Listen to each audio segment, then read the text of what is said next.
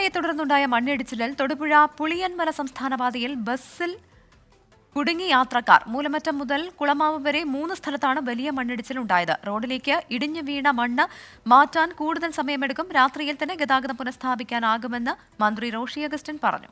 Side കെട്ടുന്നത് ഇതിക്കുള്ളിൽ കെട്ടാനില്ല. ഇവിടുത്തെ ഈ പ്രദേശത്ത് താമസിക്കുന്നവർക്ക് ചെയ്യാൻ സാധിക്കുന്നതായ എല്ലാ കാര്യവും ഇവിടെ ചെയ്തു. അവരെ വളരെ സംതൃപ്തരുമാണ്. ഇത്രയും ദൂരം ഇത്ര ഹൈറ്റ് കെട്ടിയിട്ടും ഇതൊരു തടി വന്ന് തങ്ങിയതാണ് ഒരു കാരണമായിട്ട് കാണുന്നത്. പിന്നെ മുകളിൽ നിന്ന് പെയ്ത്ത് വെള്ളം ഇറങ്ങി വരുന്നതാണ് ഇവിടെ വരുന്ന മറ്റൊരു വിഷയം. എങ്കിലും മുൻകാലങ്ങളെ അപേക്ഷിച്ച് സ്വാഭാവികമായിട്ടും ഉണ്ടാകാവുന്ന അപകടങ്ങളും പണ്ട് ഈ കാണുന്ന ഈ ഫാമും ഇതുമെല്ലാം കൂടെ മുഴുവൻ തീർത്തു പോയതാണ്. അപ്പോൾ നമുക്കതൊരു ആശ്വാസകരം. എന്നാൽ ഇങ്ങനെ വെള്ളം വരുമ്പം ജനങ്ങൾ കുറേ കൂടി സുരക്ഷിതമായിരിക്കാൻ വേണ്ടി സ്വയം സുരക്ഷ കുറേ കൂടി നമ്മൾ കെയർ ചെയ്യേണ്ടതായിട്ടുണ്ട്. ഒപ്പം തന്നെ ഇപ്പോൾ ഏതായാലും ഒരു മണിക്കൂറിനകം വെള്ളം ഇറങ്ങുകയും ചെയ്തു. മാക്സിമം വന്നതിന് 1 മണിക്കൂർ കൊണ്ട് ശാന്തമാവുകയും ചെയ്തു.